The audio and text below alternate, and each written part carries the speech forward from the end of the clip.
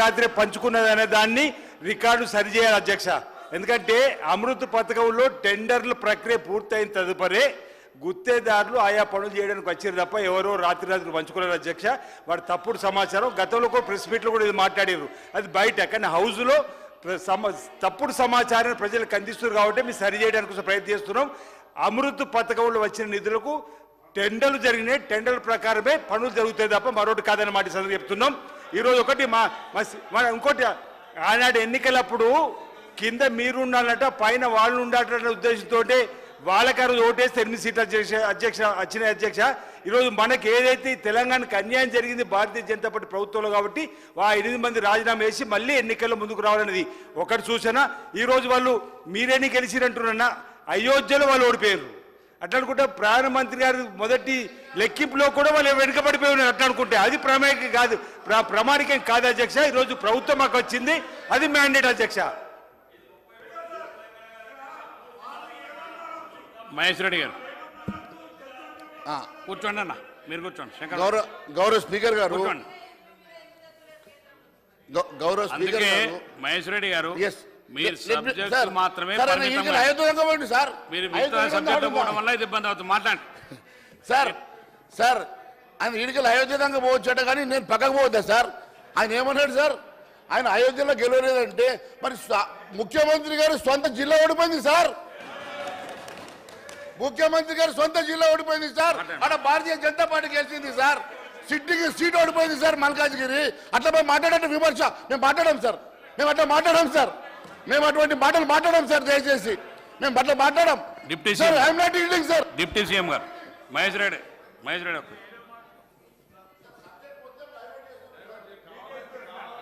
అధ్యక్ష, మహేశ్వర్ రెడ్డి గారు భారతీయ జనతా పార్టీ శాసనసభ్యులకు ఫ్లోర్ లీడర్ అధ్యక్ష. కేంద్ర ప్రభుత్వం ప్రవేశపెట్టినటువంటి బడ్జెట్లో ఆ బడ్జెట్కి వ్యతిరేకంగా ఏదో మనం మాట్లాడుతున్నాం, తీర్మానం చేస్తున్నాం అని వారు అనుకుంటున్నారు. అది కాదు అధ్యక్ష.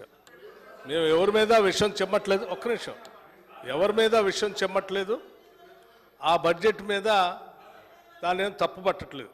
మనం అడిగిందల్లా ఇక్కడ ఈ చర్చ ఏంటంటే తెలంగాణ రాష్ట్రానికి రావాల్సిన నిధులు, అవసరాలు, వాటా, హక్కు ఆ బడ్జెట్ ద్వారా రాలేదు.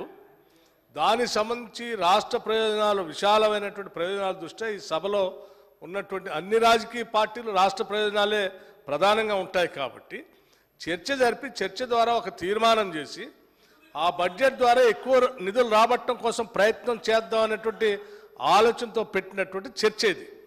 ఆ చర్చని పక్కదో పట్టించి మిగతా అంశాలన్నీ మాట్లాడుతూ ఉన్నారు. దానివల్ల రాష్ట్ర ప్రయోజనాలు నష్టం జరుగుతుంది అధ్యక్ష. ముందు సభలో ఉన్నటువంటి సభ్యులందరికీ నేను విజ్ఞప్తి చేసేది ఏంటంటే, ముఖ్యంగా మహేశ్వర్ రెడ్డి గారికి, ఎందుకంటే కేంద్రంలో బీజేపీ పార్టీ ఉంది, వారు పోయి మాట్లాడితే కొంత బడ్జెట్ రావడానికి అవకాశం ఉంది, కొన్ని అవకాశాలు రావడానికి ఉంది.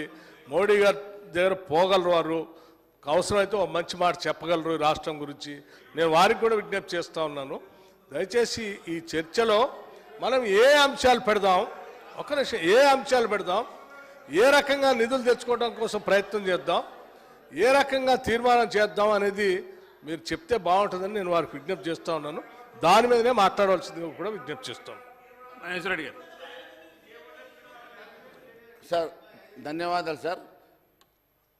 వారు కూడా సెంట్రల్ యూనివర్సిటీ సార్, వారు కూడా రీసెర్చ్ కాలేజీ సార్. వాళ్ళిద్దరు చూస్తేనే భయపడతారు సార్. ఎందుకంటే వాళ్ళిద్దరూ ఇక్కడ ఇంటెలెక్చువల్ సార్. నాకు తెలిసినంత మట్టుకు వారు ఏదన్నా మాట్లాడగలుగుతారు సార్, ఏదన్నా కూడా కన్విన్స్ చేయగలుగుతారు సార్. ఏ రకంగా కూడా వాళ్ళు తెలియకుండానే మైల్డ్గా వార్నింగ్ కూడా ఇస్తుంటారు సార్ వాళ్ళు అప్పుడప్పుడు. అయితే ఈరోజు గౌరవ ఉప ముఖ్యమంత్రి గారు మీరు అడ్వైజ్ చేస్తారు, చాలా సంతోషం. కానీ దానికి ముందు అటుపక్షం కానీ ఇటుపక్షం కానీ మాట్లాడినటువంటి ఎన్నో అంశాలు దీనికి అతీతంగా ఉన్నాయి. మరి వాటిని సెట్ చేస్తే నేను ఇవి మాట్లాడుండేది వాటిని కాదు. ఇప్పుడే గౌరవ విప్ గారు మాట్లాడుతూ అయోధ్య వరకు వెళ్ళారు కాబట్టి నేను మహబూబ్ నగర్ దాకా, వారు రాష్ట్రం దాటిపోయినప్పుడు నేను జిల్లా దాటిపోవద్దా సార్?